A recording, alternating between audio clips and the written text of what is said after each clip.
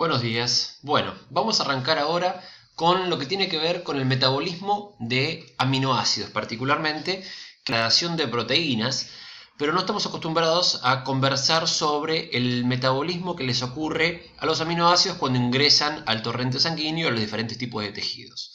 Ustedes saben que existen diferentes enzimas que se ocupan de el transporte y el traspaso de los grupos amino. No olvidemos que los aminoácidos tienen que ver con el balance de nitrógeno del cuerpo.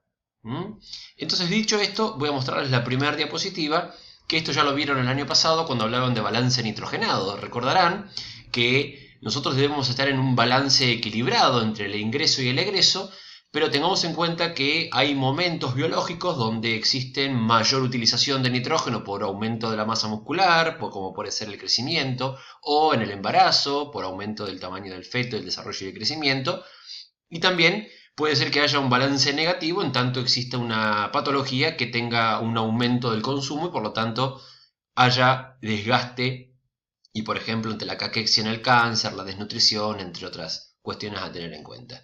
Tengan en cuenta que el nitrógeno es vital, proteínas, naturalmente de origen alimentario, es vital para el balance nitrogenado. Los mamíferos tenemos dos formas de excreción del nitrógeno, ¿sí? Particularmente el aminoácido que proviene de nitrógeno en forma de grupo amino es liberado en forma de urea a través de la orina, preformada en el hígado y luego excretada por el riñón, que veremos en breve. Pero también tenemos otra forma de liberación de nitrógeno orgánico no proteico, como puede ser el de las pirimidinas y las purinas, que son las bases nitrogenadas provenientes de los ácidos nucleicos y del metabolismo de los ácidos nucleicos. Por lo tanto, ese tipo de nitrógeno orgánico no proteico se libera formando, bien, ambos compuestos nitrogenados circulan por nuestra sangre y es excretado de diversas formas. Bien, para tener en cuenta, ¿sí? Las proteínas durante el proceso, ya lo saben, esos aminoácidos se absorben por diferentes mecanismos de transporte y pasan a la sangre. De la sangre hacia los tejidos y allí pueden degradarse, pueden transformarse, es decir, lo que nosotros llamamos la transaminación, desaminarse o aminarse, ¿bien? O bien permanecer estancos y sin cambios.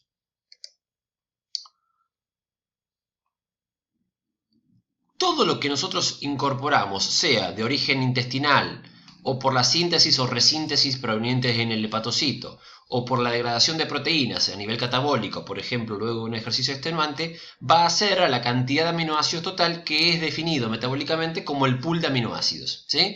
Nuestro pool de aminoácidos es el staff permanente de aminoácidos esenciales y no esenciales que está delimitando el metabolismo nitrogenado. Ahora, ¿cuál será el destino metabólico que tienen nuestros aminoácidos? Ya sea el principal, que es la síntesis de proteínas endógenas para uso interno o de exportación, ¿sí? A través de ribosomas y del retículo endoplasmático.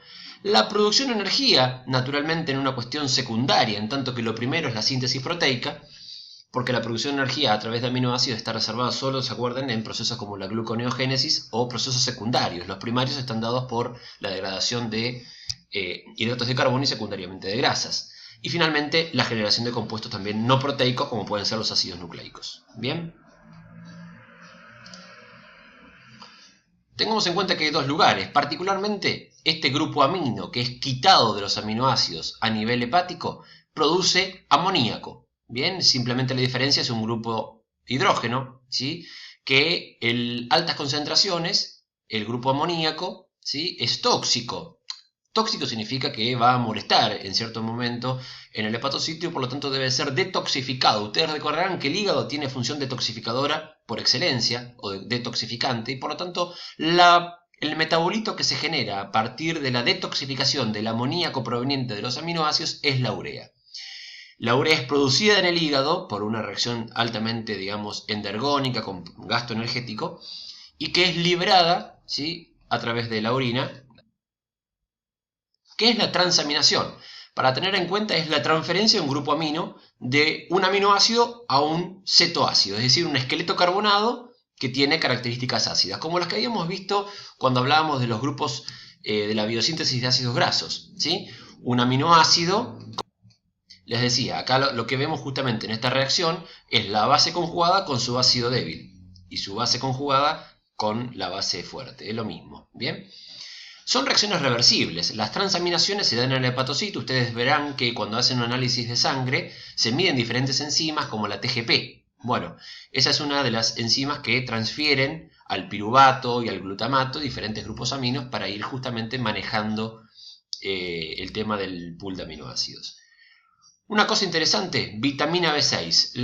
El fosfato dipiridoxal, ¿sí?, es uno de los intervinientes coenzimáticos que necesitamos para la transferencia, ¿sí?, de grupos. En este ejemplo puntual siempre vamos a necesitar un sustrato que done el grupo amino y un sustrato que lo acepte. Por ejemplo, un aminoácido como el ácido aspartico va a donar un grupo amino en presencia, destinado a pertenecer ahora al alfa-cetoglutarato. Recordarán este compuesto porque estaba presente en el ciclo de Krebs. El alfa-cetoglutarato se convierte en glutamato una vez que recibe el grupo amino del ácido aspartico. Y el ácido aspartico, una vez que cede, que se desamina, vamos a decir, va a formar... Entonces fíjense cómo el catabolismo de aminoácidos o el metabolismo de aminoácidos en tanto transaminación está ligado íntimamente a los precursores y a los metabolitos del ciclo de Krebs. Yo les dije esto en el primer cuatrimestre. El ciclo de Krebs regula la vía de muchísimas otras cuestiones, como puede ser en este caso el metabolismo de aminoácidos. Bien.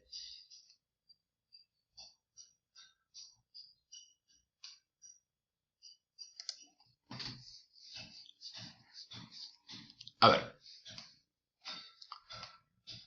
Por ejemplo, ¿sí?, el piruvato se transamina y puede producir un cetoácido y alanina. Justamente la alanina es un aminoácido glucogénico que estaba presente, recordarán, en la gluconeogénesis. Por transaminación, es decir, por la inclusión del glutamato.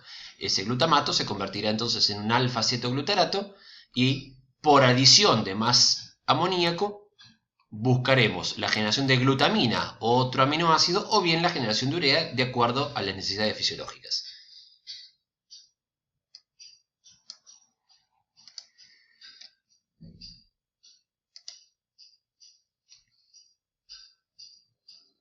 Entonces, cuando hablamos de desaminación, tenemos en cuenta que hay una enzima importante que es la glutamato deshidrogenasa, que es una enzima mitocondrial que regula la vía. Por lo tanto, es importante que tengan en cuenta esta enzima porque es justamente la que está mediando. ¿Bien?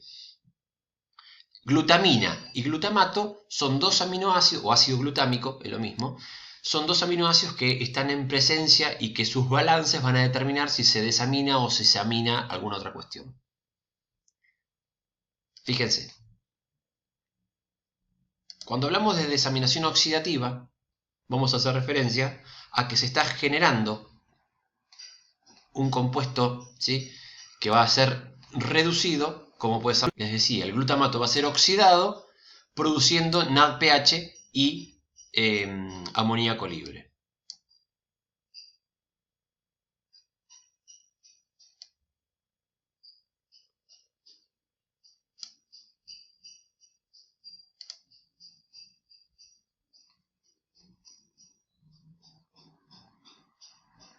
Esto es lo que yo les contaba recién. Entonces, ¿qué va a suceder cuando yo tengo un exceso de amoníaco en hígado? Va a darse el ciclo de la urea. ¿Qué necesito para poder producir urea? Dióxido de carbono en términos de bicarbonato, amoníaco y ATP. Es decir, es una reacción endergónica que vamos a estar trabajando particularmente para el desecho de este tóxico proveniente de la desaminación. Siempre que el balance no esté otorgado, digamos, siempre que el balance no de cero. Bien, vamos a generar por lo tanto urea y un compuesto cetoácido que es el fumarato. Fíjense, el ciclo de la urea tiene 6 reacciones. De las importantes son 2 mitocondriales y 4 citoplasmáticas. Les decía, lo importante aquí es como el bicarbonato se une al amoníaco, produciendo un compuesto intermediario con el uso de ATP. Bien, aquí tenemos compuestos intermediarios que salen de la mitocondria, como la citrulina, y que vuelven a ingresar como la ornitina. Les cuento estos datos porque seguramente después ustedes los van a conocer digamos, en la vida de relación, los van a escuchar y que son muchas veces compuestos destinados a suplementación dietaria, justamente porque están mediando en los procesos metabólicos. Y fíjense que aparecen algunos nombres conocidos. Fumarato. Datos de colores, entonces, para ir cerrando el ciclo de la urea. 2 grupos aminos y un bicarbonato para formar una molécula de urea. ¿Sí? Se requiere ATP, 2 moles de ATP por cada formación. Y un dato interesante es que, por ejemplo, se pierde el 15% de la energía que procede de aminoácidos solo para la producción de urea. Es decir, para excretarlo yo necesito la propia energía que viene en ese aminoácido que puede ser reconvertido en energía. Y como les decía recién, lo interesante es que como se produce fumarato, se puede producir un ADH a través del ciclo de Krebs y con eso alimentar la vida desde el punto de vista del poder reductor. Bien, me interesaba mostrarles esto, como la gluconeogénesis para el mantenimiento de energía. Y esto es un dato interesante, en tanto que los esenciales son cetogénicos, ¿sí? La fenilalanina, entre otros. Miren el ciclo de Krebs y la relación con los aminoácidos. El glutamato que se reconvierte en cetoglutarato, todos los aminoácidos que tienen excretos carbonados similares al piruvato pueden reconvertirse y ingresar al ciclo de Krebs. ¿Sí? La regulación del ciclo de la urea se puede lograr gracias a la acción de esta enzima, de la carbomoil fosfato sintasa, que esta es la primera reacción de la vinculación del amoníaco con el ácido carbónico bicarbonato. Bien, entonces es una vía mitocondrial que regula la síntesis de urea. Bien, en tanto que si hay amoníaco se activa y si no lo hay estará disminuida. Tengan en cuenta esto porque es importante. El cerebro es muy sensible a la concentración de amonio, es decir, de NH4, que es un mecanismo de reserva. Cuando excede la cantidad de amoníaco, puede hidrogenarse y de esa manera convertirse en amonio. Pero el inconveniente que tenemos es que, por ejemplo, en las patologías hepáticas, cuando hay acumulación de excreciones de amoníaco, pueden generarse intolerancias graves y, bueno, impactar directamente en el sistema nervioso y generar diferencias y patologías que tienen que ver con la pérdida temporal espacial y demás. Así que no es un dato, digamos, no menor para tener en cuenta.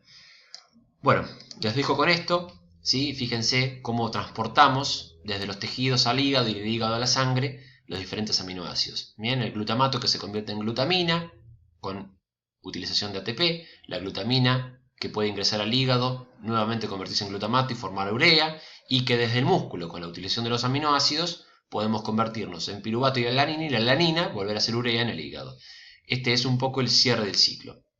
Bueno, les dejo los capítulos del libro para leer y el foro de consultas por si tienen alguna pregunta. Que tengan buena semana.